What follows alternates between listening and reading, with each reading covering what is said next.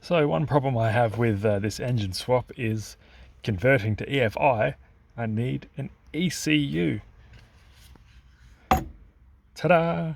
These cars weren't designed to hold any ECUs under the dash, so there's no space. Got aircon under there, there's no room under there. Air conditioning, evaporator and fan. There is the head unit goes here. There's no room behind this panel. There's a tiny little bit of space. I might be able to fit my wideband controller under there, right behind here, up under here. The Haltech wideband controller. Obviously this is where the cluster goes, and the cluster goes pretty much bumps up against the vent tube there. Some people with the stock ECU for a Subaru EJ engine, they will actually zip tie it to the steering column right above the driver's feet, but then I had a look at that and the plastic kick panel that goes under here wouldn't fit there anymore, and I did think of the only space I thought I had was up under there. See, this is the clutch pedal, and this here is the shelf where the spare tyre goes in the engine bay, and this is the firewall here. I thought I was going to have to put it up there somewhere, but then the wiring bundle is going to go through that hole there. That hole is where my choke cable used to be. I'm going to enlarge that, and that's where the wiring bundle for the Haltech is going to go through. It's a bit of a tight squeeze to bend the wiring around through that hole. But then when I was at work today, thinking about it all day, stressing about it, thinking, where am I going to put this bloody thing? And I had a bit of a brainwave. I'm going to put it there, under the head unit. Bit of nice air gap under there, so this shouldn't generate enough heat to affect that down there. Like I said, this is plastic unfortunately, so I'm going to have to bolt it to plastic, which is, not ideal, but this is my only option, I think. And voila, there you have it.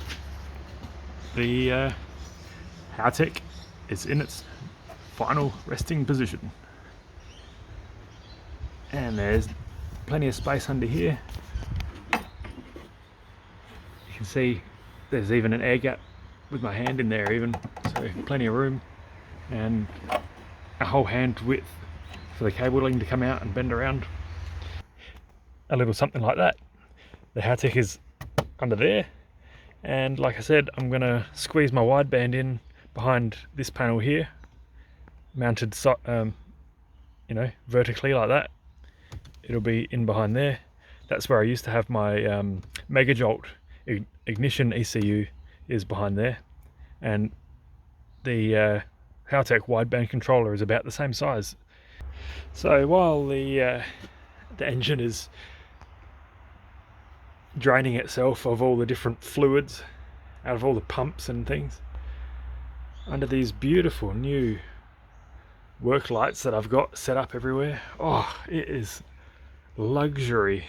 I've never ever been able to see this clearly in the shed, even during the middle of the day, and it's nighttime now. Now this is the wideband controller, and this is my old ignition ECU. That's what I was using just for the ignition system. Now my plan is to mount this where this used to be, under the dash, and just like that we have a mounting bracket. And because it's night time, I'm trying to be kind to the neighbours. I am limiting myself to hand file, hacksaw. I did use a cordless drill, and I cleaned up the screws, threads with the grinder because that is rather quiet. Had to cut down some screws to 8mm long, chamfer the ends on the grinder, and yeah, like I bought one. And voila, wideband has its home. And with any luck, this should still fit. There we go. And I can't actually see in there. if the wideband is being squashed or not, but it doesn't feel, I mean there's a bit of resistance, but I think that's about normal. There you go, that's going to work.